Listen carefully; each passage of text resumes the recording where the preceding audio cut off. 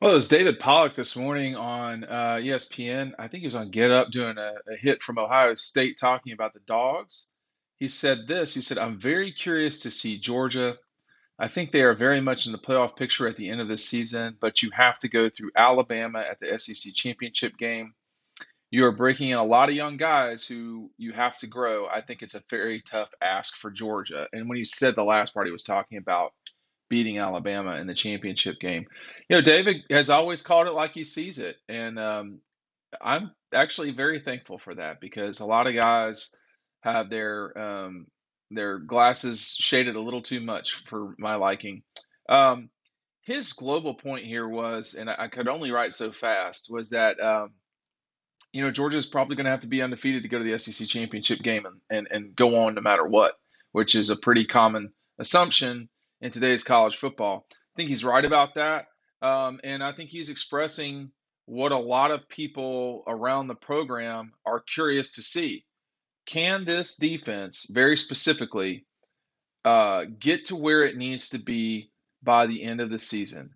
No one thinks that Georgia no one thinks someone other than Georgia is going to wind up in the SEC championship game. They just think it's going to be the Dogs. Make sure you're picking up Dawgstruction today.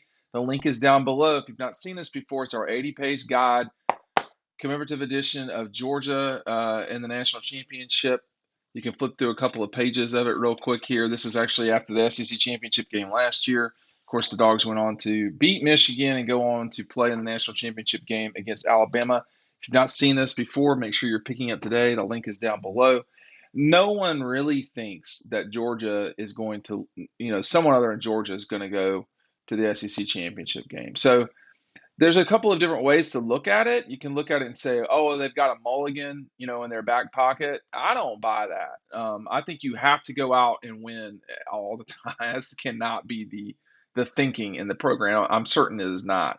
But when you look at this Oregon game and the opportunity you get from it, you're talking about a team that probably won't, but could win the Pac-12. I mean, I think Utah is in the best position to win the Pac-12.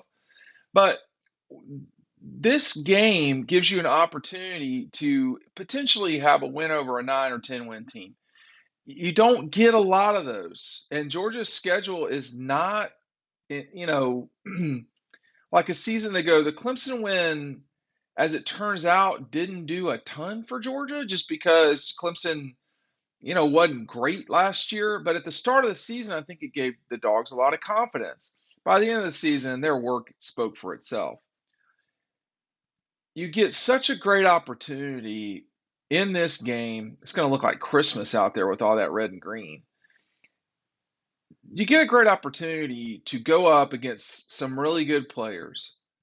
I think David, from what I recall listening last night on game day, I think David's view of Oregon is that maybe they're a little further along than my view is of them. I'm not sure how either of us can really know, frankly, because there's just a lot of new meats and vegetables in this stew that is the Oregon Ducks. For Georgia, there's also some new parts for sure. But we already know what Jalen Carter can do. We know what Keely Reed can do. We are well aware of Nolan Smith and Christopher Smith, no relation. We understand Robert Beal, William Poole. Georgia's got a lot of people back. Now, the question is, can Zion Logue have the type of year that approaches what Jordan was able to do? I think Zion can be on the field more. I don't know that means he's a better player. Can Mikael Williams be, baby Trevor Walker? Is that what we're talking about? Because if that's what he is, then he might be toddler Trayvon Walker by the end of the season. And as we recall, baby Trayvon Walker in 2019 was hard to deal with. So there's a lot of growing up here that you've got to have if you're the Dogs. It's what it is. This is the sport we're in. You have to replace players. And at the end of the day, the bar is getting to getting to the playoff and winning the national championship. Right now, Georgia is trailing Alabama and Ohio State. That's the perception right now. There's a lot of firepower at Ohio State, no doubt. We're going to see that Saturday night. A lot of people give Notre Dame almost no chance. We're going to see what Alabama has in these couple of weeks. They're going to be indicative of where Alabama's at. I don't know that it's going to be, you know, Texas. I'm skeptical of Texas, generally speaking. Alabama should have an undefeated regular season, but they have some challenging games. We get to see Georgia and Ohio State right off the bat. We get to see Notre Dame right off the bat. Georgia Tech's pretty bad, but I even think you get to see a little bit of Clemson right off the bat. So, I mean, Georgia Tech's really bad, okay?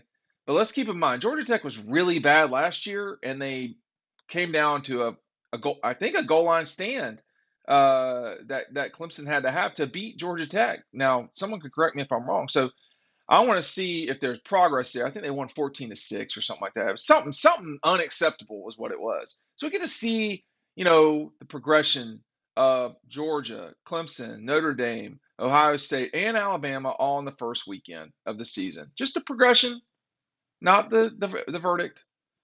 We need to see how Keely performs all the time. We have to see how, I mean, Keely Ringo has had this moment. A lot of people, this is the Keely Ringo moment. This is probably, I mean, I hate to be like this now, but in terms of actual images, this might be the most famous Keely Ringo images because I know how many of y'all bought the book. Okay. This has been our image of Keely, Georgia, and everything for the last 9 months. This, although the link is available below, is gone. This is gone. This is gone. Okay, you need to remember it, and that's what the book is for. But what happened is over. It's been over for Kirby and them about 8.5 months. For Georgia fans, they're about to see this thing is over, and you have to totally move forward. I think the Oregon game helps with that because when you think about, this is totally going off memory. When you think about the 17 Alabama team, the team that beat Georgia on the last play of the game for the national championship. They had lost the season before on the last play of the game in 16, they lost on the last play of the game to Clemson for the national championship. They opened the season against Florida State in a 1-2 matchup in the Chick-fil-A kickoff game in Atlanta. Now, this game, I know people don't really remember it well, maybe the way they should. But that game was an immediate call to arms for Alabama, for lack of a better term, and for Florida State, too. We saw off the bat that Alabama had to be ready for the season. And although they were not one of the better Alabama national champion teams, they won the national championship. And was that because of the work they did in the summer? Did they get that opportunity because they played in the playoff and they played in the Chick-fil-A game, and then they went on? They lost to Alabama, Auburn, remember, and then they got into the playoff. This first game lets you, in Mark Richt terms, set your jaw. It lets you know that it's go time, man. And having been to the practices, and knowing people around the program, I would be shocked, and not in a Casablanca kind of way. I would be shocked if Georgia came out flat. I'd be surprised if they lost. I wouldn't be floored. I'd be surprised if they lost. I'd be shocked if they were not ready to play. This is a program where I'm mixing metaphors again here. This is a program where, as a player, you have to go out and hunt just to play, just to have your snaps. That's challenging, y'all. I mean, I live in a competitive marketplace. There's a lot of good people that cover Georgia, like a lot of good, it's a popular beat.